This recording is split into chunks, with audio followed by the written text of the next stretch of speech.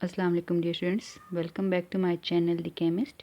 Today we are going to discuss our new topic from class 10 chemistry, chapter number 15, chemical properties of water. तो first chemical property हमारे पास है thermal stability of water. ठीक है, हमारे पास water molecule जो है वो थर्मली बहुत स्टेबल है, और अगर हम वाटर मॉलिक्यूल को हम हीट करते हैं एट अबाउट 2000 डिग्री सेंटीग्रेड, तो हमारे पास तकरीबन अगर हम देखें कि हमारे पास जो उसकी डिकम्पोजिशन होगी वाटर मॉलिक्यूल की, वो 1% मॉलिक्यूल डिकम्पोज होगा। क्यों? क्योंकि वाटर जो है वो थर्मली बहुत स्टेबल है, राइट। तो अगर हम वाटर को अगर हम हीट करें एट अबाउट 2000 डिग्री सेंटीग्रेड, तो वाटर जो है वो डिकम्पोज होगा into hydrogen gas and oxygen gas. ठीक है, हाइड्रोजन गैस और ऑक्सीजन गैस में हमारे पास ये टूट जाएगा। तो ये जो केमिकल रिएक्शन है इसको हमें बैलेंस भी करना होगा। क्या ये बैलेंस है हमारे पास? यहाँ पे आप लोग देख सकते हो कि हाइड्रोजन 2 हैं, और रिएक्टेंट और प्रोडक्ट में हमारे पास दोनों साइड पे नंबर ऑफ एटम जो है वो इक्वल होने चाहिए। यहाँ पे रिएक्टेंट में हमारे पास हाइड्रोजन 2 है, ठीक है, प्रोडक्ट में हमारे पास हाइड्रोजन 2 है, ये बराबर हो गया। अब बैलेंसिंग के लिए ऑक्सीजन हमारे पास यहाँ पे 1 है, ठीक है, ये 1 है, और यहाँ पे ऑक्सीजन हमारे पास 2 है। तो हमें जब भी हम केमिकल रिएक्शन लिखते हैं तो हमारे पास नंबर ऑफ एटम जो हैं प्रोडक्ट रिएक्टेंट के, प्रोडक्ट जो रिएक्टेंट नंबर ऑफ एटम जो रिएक्टेंट में होते हैं वो इक्वल होने चाहिए प्रोडक्ट के। तो उनको इक्वल करने के लिए हमने बैलेंस करना होता है इन दोनों को, दोनों साइड पे। तो अब ऑक्सीजन को बैलेंस करने के लिए हम यहाँ पे क्या करेंगे, यहाँ पे हम 2 लगा लेंगे। ठीक है, जब यहाँ पे हम 2 लगाएंगे तो हमारे पास ऑक्सीजन बैलेंस हो गया। ठीक है, क्योंकि ये 2 जो है ये इसके साथ भी मल्टीप्लाई हो रहा है, और ये 2 जो है इसके साथ भी मल्टीप्लाई हो रहा है। तो ऑक्सीजन तो 2 हो गए, लेकिन हाइड्रोजन यहाँ पे इम्बैलेंस हो गए। हाइड्रोजन कितने हो गए यहाँ पे? 2 2 ज़ा 4, ये साइड वाला 2 और ये जो नीचे नंबर ऑफ एटम है, इन दोनों को हमने मल्टीप्लाई करना आपस में। तो 2 मल्टीप्लाई बाय इसे 2 multiply by 2 is equal to 4। तो हमारे पास यहाँ पे क्या है, हाइड्रोजन 4 हैं, तो यहाँ पे 2 हैं। इसको बैलेंस करने के लिए हमने यहाँ पे भी 2 लगा लेते हैं। ठीक है, तो ये हमारे पास पहली केमिकल प्रॉपर्टी है वाटर की, कि वाटर हमारे पास थर्मली स्टेबल है। अच्छा, एक चीज़ यहाँ पे है कि डिकम्पोजिशन और आयनाइजेशन ऑफ वाटर में बहुत फ़र्क है। ठीक है, वाटर की जब डिकम्पोजिशन होगी, मीन जब हम उसे हीट करेंगे वाटर को, तो वाटर हमारे पास H2 और O2 में टूट जाएगा। जबकि जब वाटर जो है उसकी आयनाइजेशन अगर हो, ठीक है, तो वाटर की आयनाइजेशन कैसे होगी? आयनाइजेशन मीन वो आयंस में कैसे टूटेगा? वाटर जो है वो ब्रेक डाउन होगा into their ion, hydrogen ion H plus ion and OH negative ion. तो ये थोड़ा सा हमारे पास डिफरेंस है डिकम्पोजिशन एंड आयनाइजेशन में। वाटर डिकम्पोज होता है H2 और O2 में, और आयनाइज होता है वाटर इनटू H प्लस और OH नेगेटिव आयन में। ठीक है, तो आयनाइजेशन और डिकम्पोजिशन में ये डिफरेंस है। सेकंड हमारे पास हेडिंग है रिएक्शन विद मेटल। ठीक है, तो इस मेटल में हम जो है अल्कली मेटल को भी डिस्कस करेंगे और अल्कलाइन अर्थ मेटल को भी डिस्कस करेंगे। साथ ही साथ हम जो है ट्रांजिशन मेटल्स को भी डिस्कस करेंगे कि वाटर के साथ इसका रिएक्शन होगा तो क्या होगा। तो अल्कली मेटल प्रोडक्ट टेबल में जो फर्स्ट ग्रुप के एलिमेंट्स होते हैं, ग्रुप 1 के एलिमेंट, उनको हम क्या कहते हैं?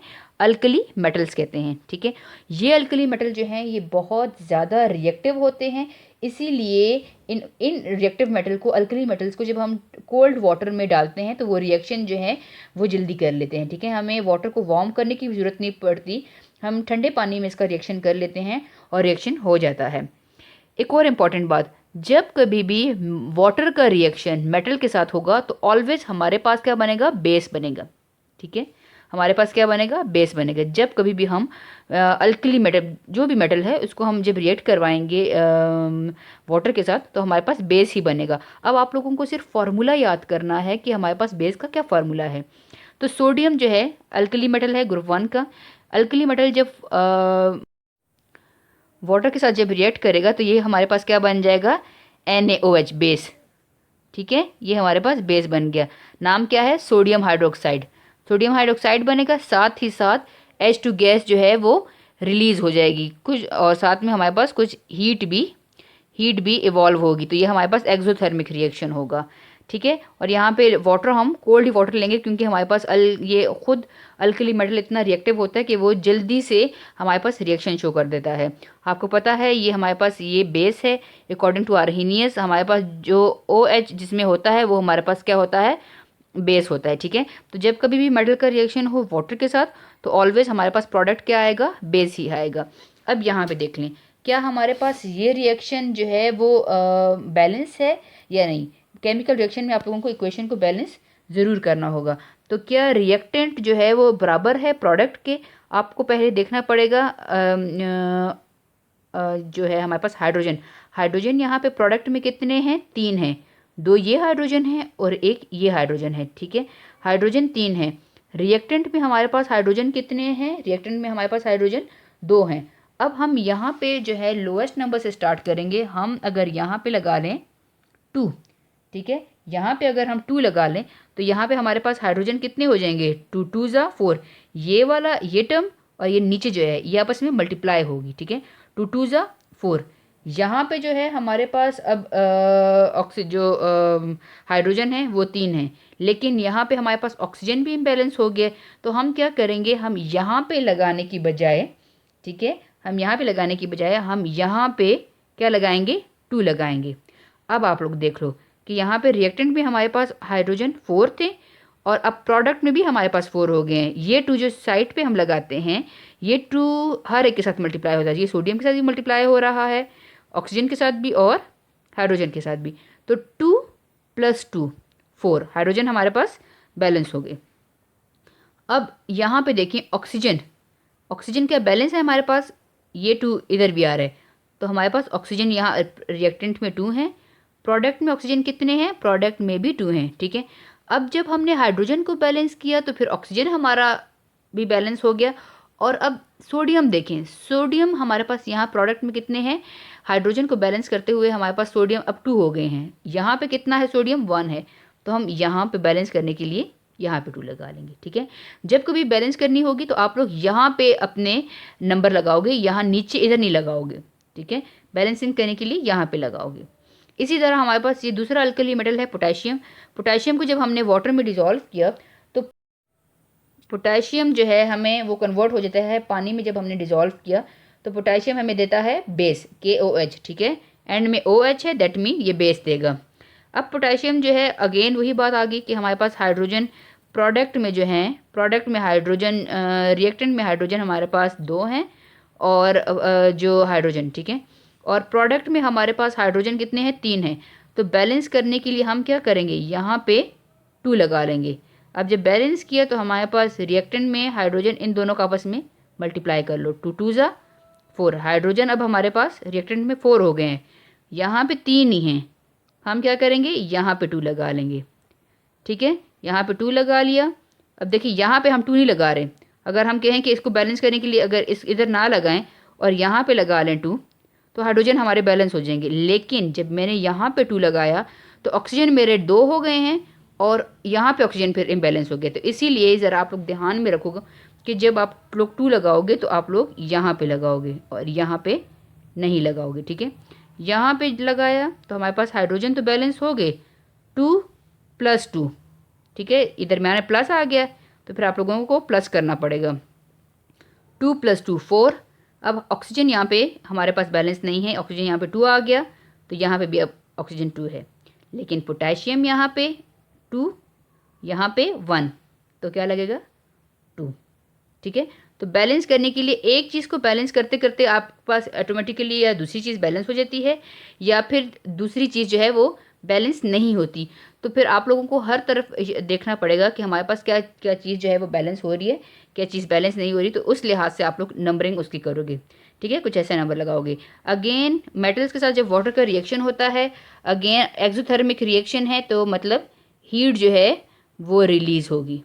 ठीक है, हीट जो है वो रिलीज़ होगी, तो ये हमारे पास एक्सोथर्मिक रिएक्शन हो गया। तो सेकंड हेडिंग हमारे पास है reaction of water with alkaline earth metal. ठीक है, अल्कलाइन अर्थ मेटल जो है हमारे पास पीरियोडिक टेबल में ग्रुप 2 के एलिमेंट जो हैं उनको हम कहते हैं, जिसमें हमारे पास आ जाता है कैल्शियम हो गया, मैग्नीशियम हो गया, ये हमारे पास सेकंड ग्रुप के एलिमेंट हैं। ठीक है, तो कैल्शियम का जब वाटर में रिएक्शन होता है, अगेन कैल्शियम हमारे पास मेटल है, तो उसका जब वाटर में रिएक्शन होगा तो हमारे पास प्रोडक्ट जो है वो क्या बनेगा, बेस। जैसे मैंने आपको लोगों को पहले कहा कि प्रोडक्ट हमारे पास क्या बनेगा, बेस। जब भी हमारे पास मेटल रिएक्शन करेगा किसके साथ, वाटर के साथ। तो यहाँ पे हमारे पास बन गया कैल्शियम का जब रिएक्शन हो गया तो हमारे पास बन गया बेस बन गया, ये हमारे पास कैल्शियम हाइड्रोक्साइड। ठीक है, जब कैल्शियम हाइड्रोक्साइड बना, साथ में कुछ हाइड्रोजन गैस इवॉल्व होगी। Again the reaction is exothermic, heat जो है वो इवॉल्व हो रही है, प्रोड्यूस हो रही है। जब हमने कैल्शियम को वाटर के साथ रिएक्शन करवाएंगे तो हम हीट ज़रूर देंगे। ये अल्कली मेटल के लिहाज से अल्कलाइन अर्थ मेटल जो है ज़रा थोड़े कम रिएक्टिव होते हैं, इसीलिए हमें थोड़ी सी हीटिंग करनी पड़ती है। तो हम इस सोल्यूशन को, इस मिक्सचर को हम हीट करेंगे तो हमारे पास ये कैल्शियम जो है वो बेस में कन्वर्ट हो जाएगा। अब आप लोग देखो क्या हमारे पास क्या ये रिएक्शन जो है ये बैलेंस है या नहीं। यहाँ पे हमारे पास आप लोग देख लो, ये हमारे पास है रिएक्टेंट। ठीक है, ये हमारे पास हो गया रिएक्टेंट और ये हमारे पास है प्रोडक्ट।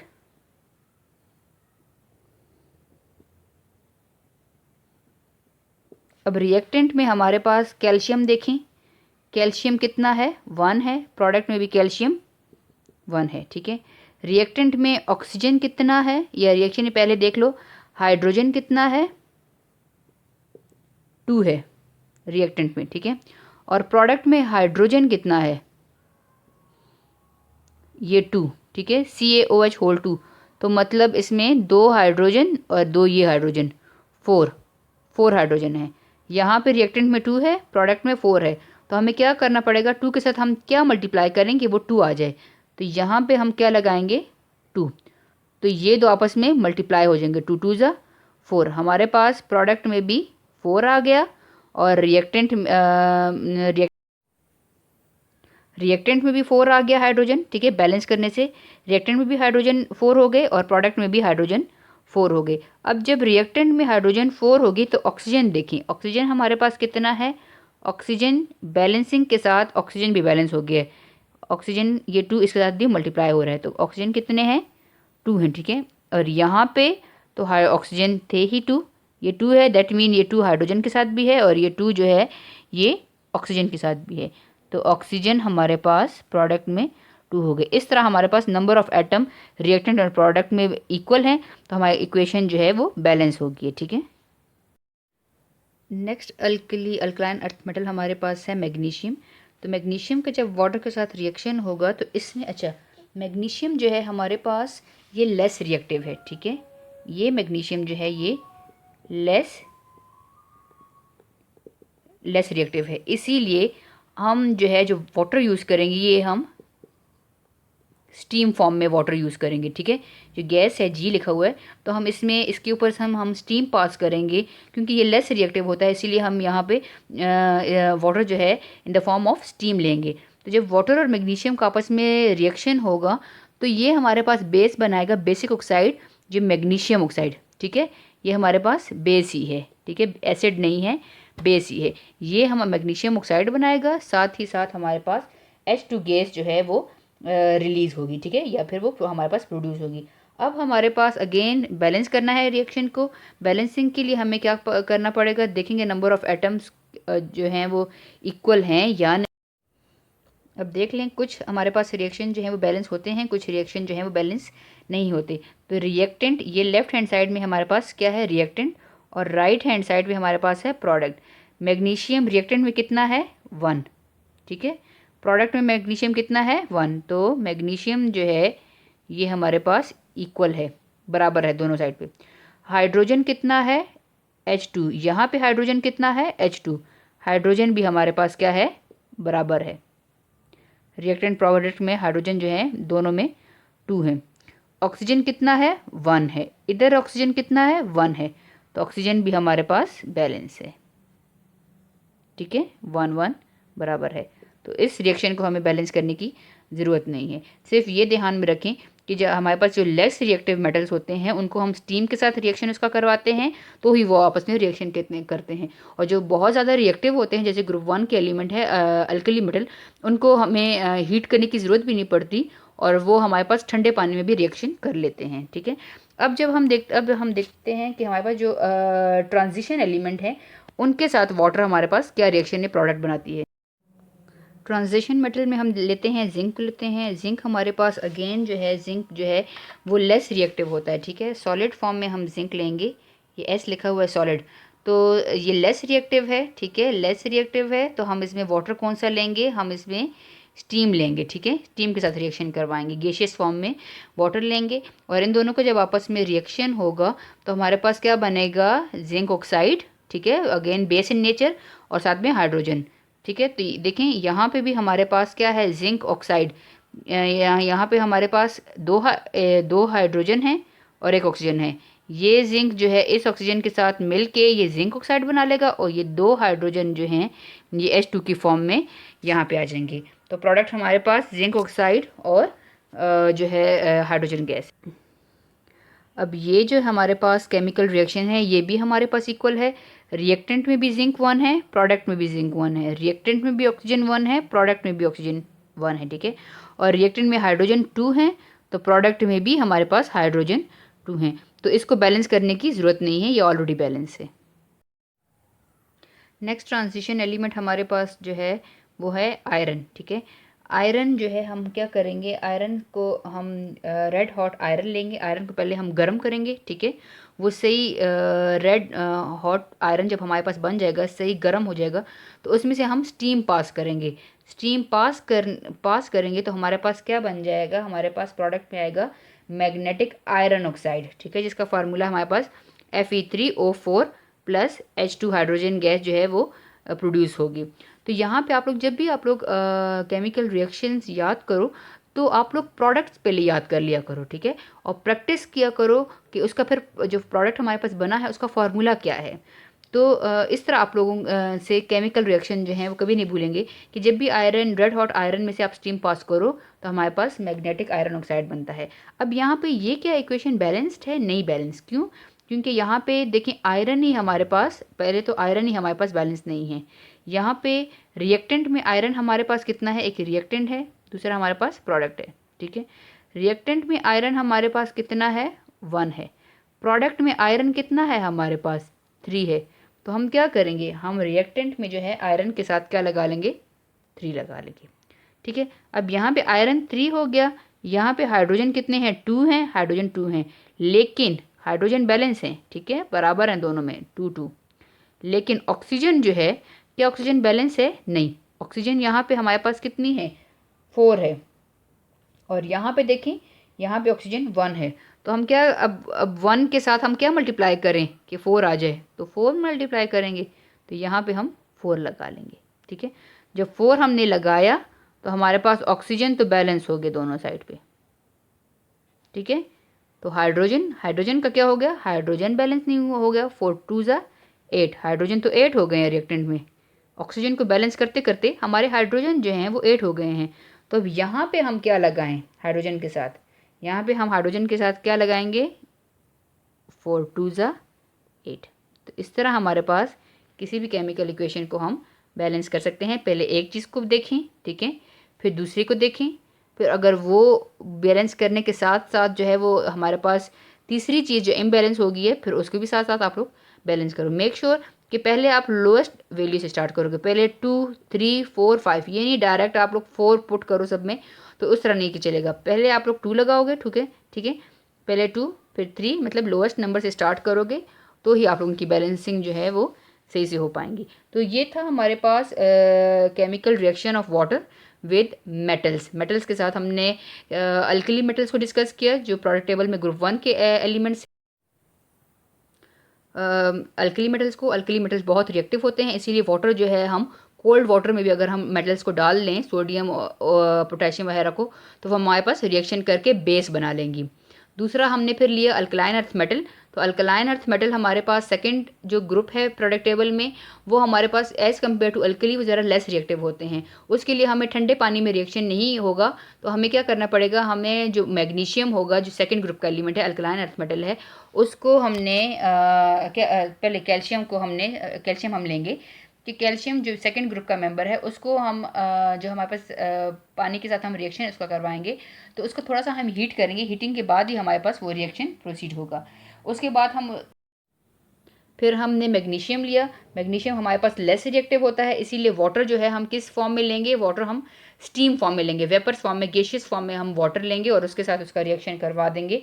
तो हमारे पास मैग्नीशियम ऑक्साइड जो कि बेस ही है, एसिड तो नहीं है, बेस ही हमारे पास बना देगी। फिर हमने ट्रांजिशन मेटल्स के साथ रिएक्शन करवाया वाटर का, जिंक और आयरन के साथ। तो ये भी हमारे पास, जिंक वगैरह भी हमारे पास लेस रिएक्टिव हैं, इसीलिए हमने इनको भी स्टीम के साथ रिएक्शन करवाया।